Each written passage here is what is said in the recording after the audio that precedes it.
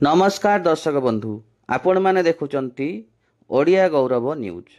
आज खास खबर मोबाइल हैक केमिति बुझे जे आपणकर फोन हैक हो गला।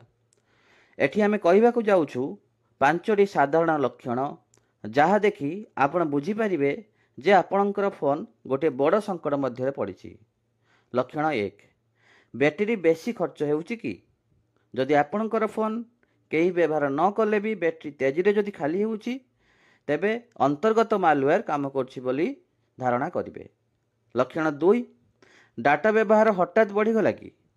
अजणा आप किंबा हैकर द्वारा तथ्य चोरी होउची बोली यह मध्य जना पड़े जदि अधिक डाटा आपणकर व्यवहार खाली खाली हुए।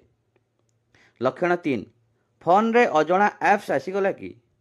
जेउठी आपण केबे भी एक आप इंस्टॉल करनाहांती अजणा ऐप जदि आसुची ताहले जानिबे जे आपन फोन हैक हो जाइची। चतुर्थ लक्षण है फोन धीरे धीरे चलुची कि बा बारंबार हैंग होउची कि?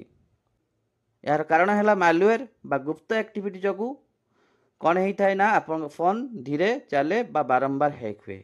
लक्षण 5, पॉपअप विज्ञापन जो आप किसी भी खोल ना तथापि आसूची विज्ञापन। तो यह हूँ एक भयंकर मालवेयर संकेत।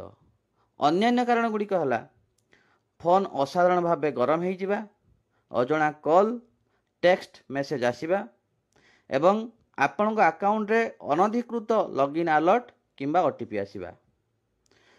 तेज दर्शक बंधु कौन करेंगे आपण फोन को एंटीवायरस द्वारा स्कैन करेंगे, अनावश्यक ऐप जो थी ताकू अनइंस्टॉल करेंगे एवं समस्त पासवर्ड को आपण तुरंत बदल देवे। तेबे जाई आपण डाटा एवं आर्थिक सुरक्षा बलवत्तर रही पारिबो। नमस्कार।